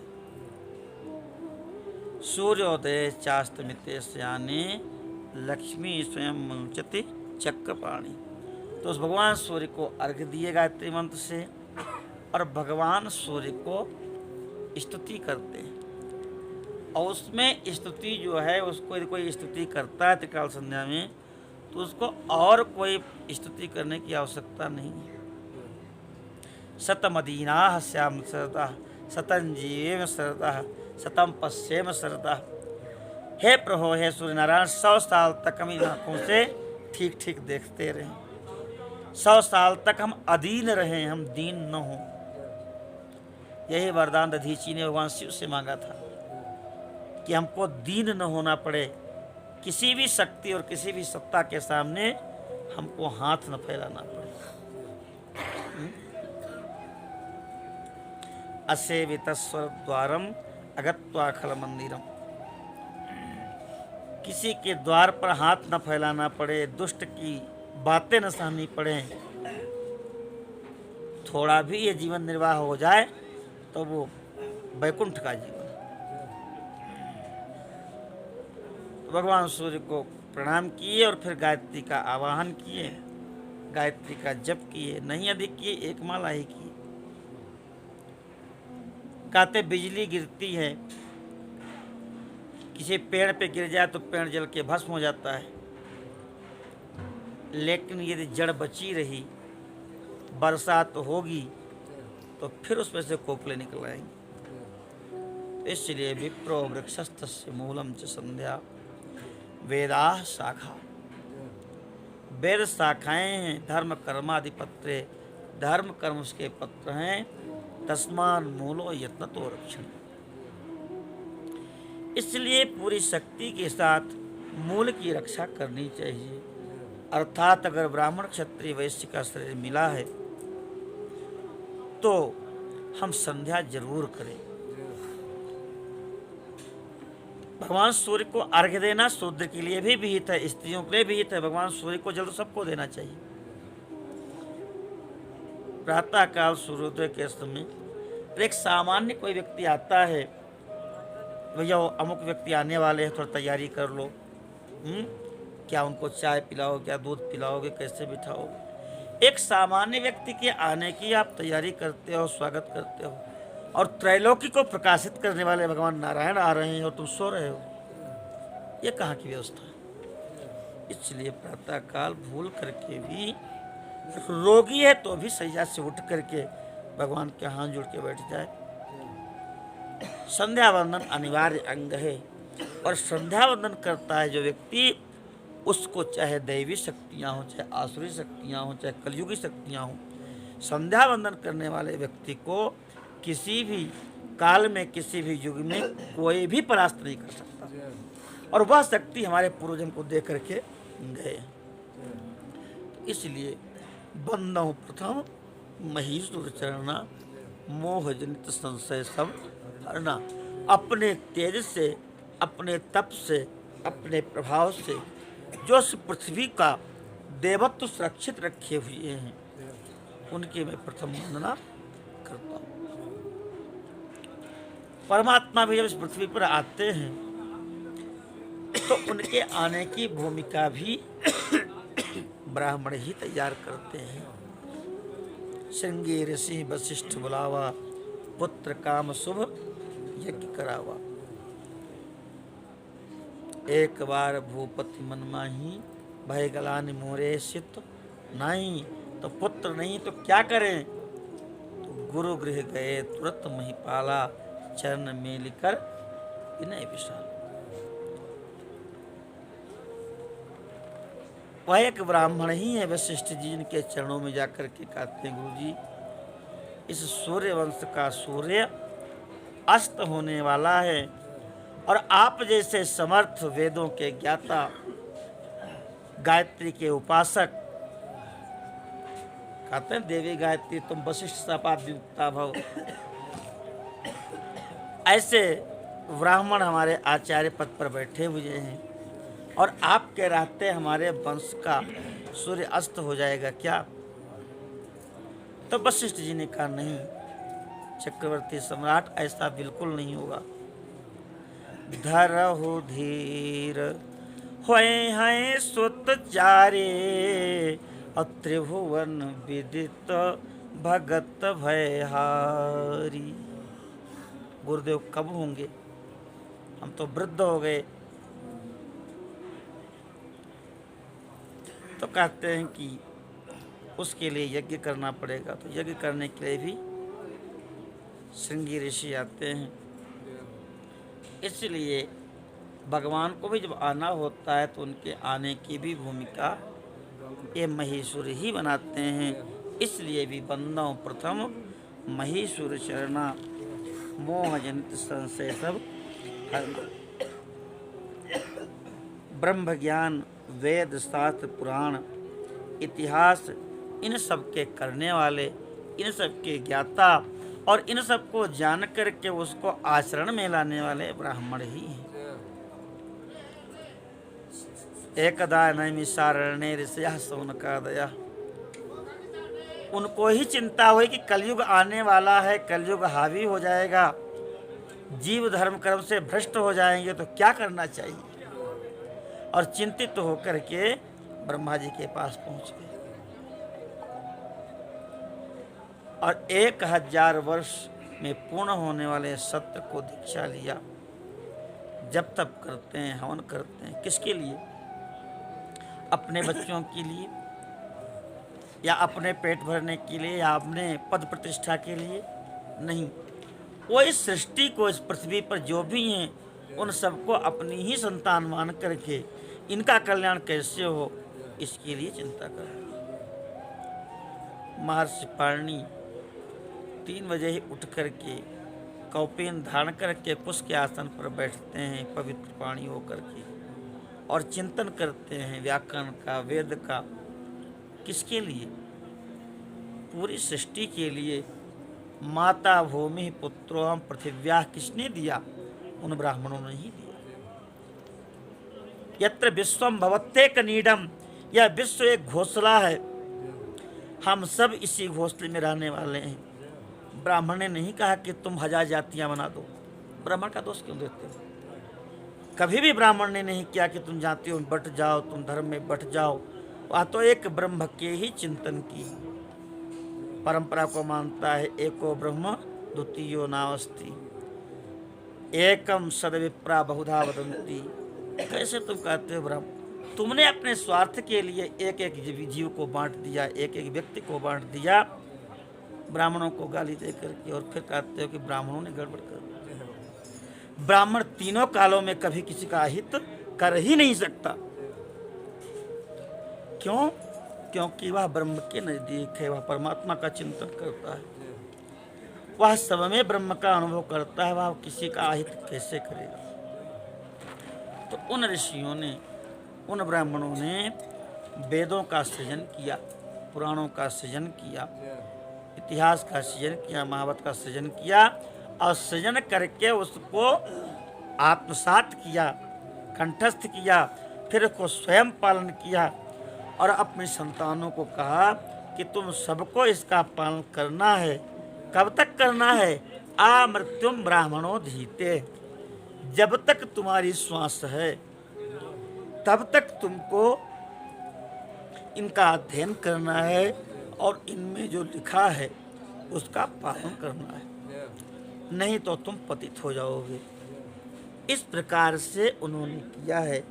इसलिए गोस्वामी जी कहते हैं कि बंदों प्रथम महीसुर चरना, मोह जनित संशय सब हरना।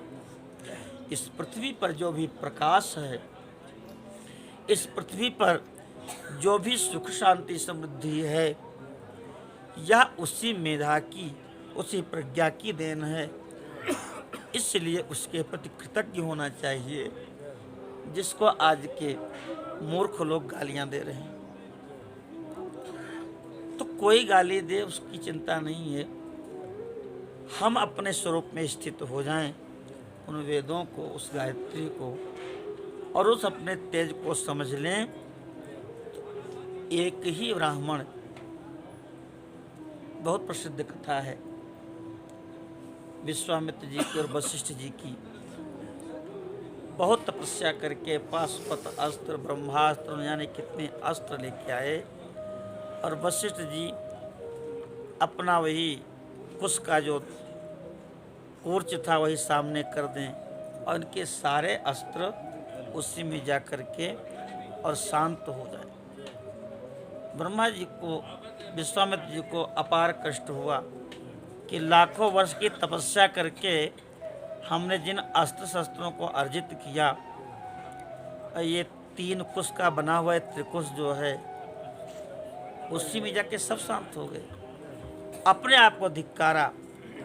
धिग बलम क्षत्रिय बलम ब्रह्म तेजो बलम बलम, एकेन ब्रह्मदंडेन सर्वास्त्राणि हतानि मी।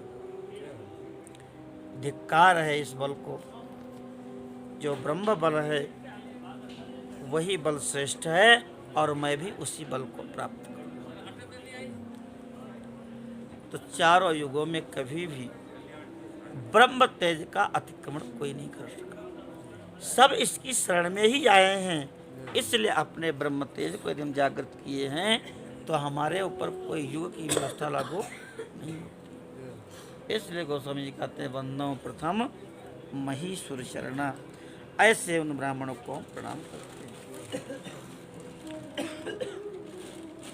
श्री सीतारामचंद्र भगवान की जय हो। सुजन समाज सकल सुख खानी, करो प्रणाम सप्रेम सुबानी। सज्जनों के समाज को मैं प्रणाम करता हूँ। जो सज्जन हैं, अपने धर्म में निष्ठित हैं, जो नहीं चाहते कि हमारे द्वारा किसी को कष्ट हो।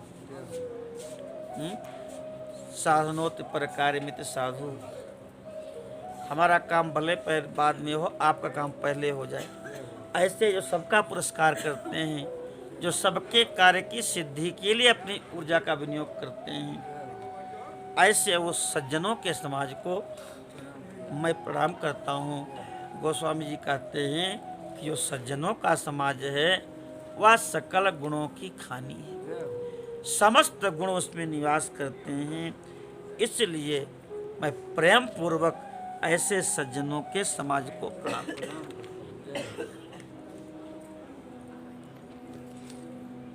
जिस समाज में सज्जनता नहीं रहती, जिस समाज में सज्जन लोग नहीं रहते, वह समाज पथभ्रष्ट हो जाता है, पथच्युत हो जाता है। जिस समाज में सज्जन महापुरुष संख्या में ज़्यादा होते हैं, वही समाज उन्नति करता है। उसी समाज में ब्रह्मचर्य की प्रतिष्ठा होती है, उसी समाज में सत्य की प्रतिष्ठा होती है, उसी समाज में पतिव्रता माताओं की प्रतिष्ठा होती है, उसी समाज में गौ और भगवान की प्रतिष्ठा होती है। क्योंकि ये सब सदाचारी और सज्जनों के द्वारा ही संभव है। इसलिए गोस्वामी जी कहते हैं कि उन सज्जनों को मैं प्रणाम करता हूँ। कहते हैं कि पहले देवताओं की वंदना, फिर गुरुजनों की वंदना, और फिर ब्राह्मणों की वंदना, और फिर सज्जन और संतों की वंदना की गई है। कहते हैं ब्राह्मण, गोस्वामी जी कहते हैं मम मूर्ति महिदेव मयी है, मम मूर्ति महिदेव मयी है। बिन पत्रिका में कहते हैं गोस्वामी जी भगवान के मुखारविंद से कि मम मूर्ति महिदेव मयी है। ब्राह्मण जो है ये हमारे ही स्वरूप हैं, ऐसा मानना। तो जिन इष्ट का, जिन नायक का हम वर्णन करने जा रहे हैं, वह जब उनको अपना ही स्वरूप मानते हैं, इसलिए उनको प्रणाम किया। विप्र राम रूप हैं, और कहते हैं, भगवान कहते हैं कि हमारे रूप ही नहीं, हमसे अधिक हैं। तुम ते अधिक गुरु ही जे अजानी, सकल भाय से वही सम्मान। करके भी दिखाते हैं भगवान। मुनि वशिष्ठ पद सिर तिन्हनाए, प्रेम उदित मुनि बर उरलाए। विप्र वृंद बंदे दोनों भाई, सबसे पहले दोनों भाइयों ने विप्रों को प्रणाम किया। तो सद्गुरुदेव भगवान ब्रह्म धाम आसोतरा की जय।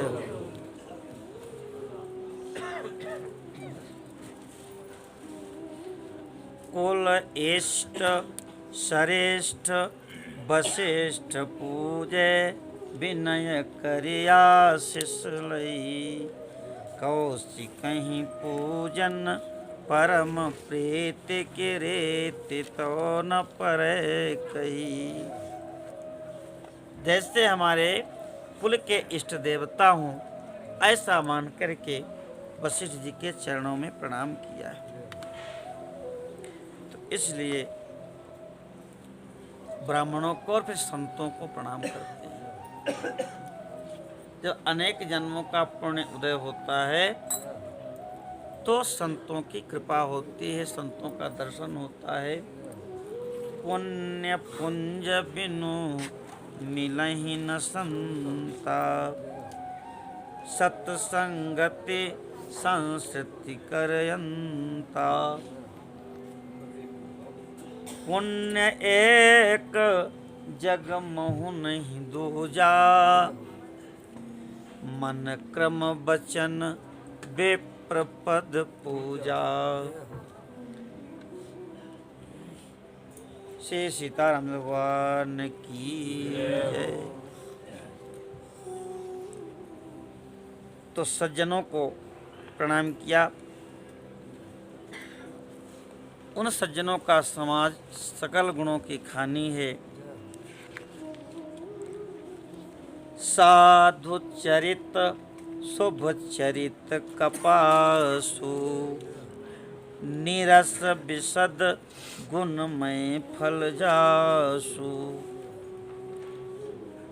साधुओं का जो चरित्र है वह सुंदर शुभ कपास की भांति है। जय बोलिए सतगुरुदेव की जय हो। बद्री कैलाशनाथ की। शुभ चरित्र कपासु क्यों कहा? तो कपास का रंग श्वेत होता है और सत्व गुण भी सफेद ही होता है। ऐसे ही संतों का चरित्र भी निर्मल होता है, सात्विक होता है। श्वेत वर्ण से तात्पर्य निर्मलता से है, सात्विकता से। कहते हैं कि वह निरस है, रस रहित है। तो कहते हैं रस रहित है, सांसारिक जो भोग विषय रूपी रस हैं उनसे रहित है। बाकी उसमें जिस रस को आप चाहें वो रस उसमें आप भर सकते हैं। आप कपास को घी में डुबो दीजिए, अमृत में डुबो दीजिए, उसने इस सांसारिक या अपना कोई स्वयं का रस नहीं रखा है। वह निरस है और विशद है। जितना विस्तार करना चाहो, रुई को जितना विस्तार करना चाहो, तो गुणमय फल जासु, वह गुणमय हो जाता है। ऐसे साधुओं का चरित्र है, मंगलमय है, कल्याणमय है, परोपकार प्राणता है साधुओं के चरित्र में, इसलिए उसको शुभ कहते हैं। पर उपकार बचन मन काया, संत सहज स्वभाव खगराया। सबका उपकार करना वाणी से, मन से, शरीर से, ये संतों का सहज स्वभाव होता है। ये भुसुंडी जी गरुण जी से कहते हैं। परोपकाराय सताम विभूतया। कई बार लोगों को शंका हो जाती है कि सब कुछ हम परोपकार ही करते रहेंगे तो अपना काम कैसे चलेगा। वस्तुतः यह सृष्टि परोपकार से ही चल रही है, परोपकार में ही टिकी हुई है। परोपकाराय फलन्ति वृक्षाः, परोपकाराय बहन्ति नद्याः। ये गंगादि हजारों नदियां बहती हैं, इनका अपना कौन सा स्वार्थ है? सकल सृष्टि हरी हरी रहे, यही तो इनका उद्देश्य है। ये जितनी वनस्पति फल फूल रही, इनका अपना व्यक्तिगत क्या स्वार्थ है? परोपकार के लिए वृक्ष फल रहे हैं। वहन्ति सस्या खलु वारिवाः, या आकाश में जो मेघ बरस रहे हैं, इनको अपने लिए पीना है क्या पानी? ये अपनी प्यास नहीं, इस धरती की और धरती पर रहने वाले लोगों की प्यास मिटाने के लिए बरसते हैं। तो इसलिए परोपकाराय सताम विभूतया। हम जो कुछ भी देख पा रहे हैं, सुन पा रहे हैं, वह सब कुछ परोपकार पर ही टिका हुआ है। और इसलिए कहते हैं अष्टादश पुराणेषु व्यासस्य वचनद्वयम् परोपकारः पुण्याय पापाय परपीडनम्। 4 वेद 6 शास्त्र में बात लिखी है दोय, दुख देने दुख होत है, सुख देने सुख होय। परहित सरिस धर्म नहीं भाई, पर पीड़ा सम नहीं अधमाई। और जो दूसरे का हित हो, इसलिए संतों की वंदना करते हैं कि संत केवल परोपकार के लिए जीते हैं। आज की सत्संग की कथा, रामायण कथा यहीं पर रखी, भगवान के नाम का कीर्तन कर लें, फिर कल आगे का प्रसंग सुनाएंगे।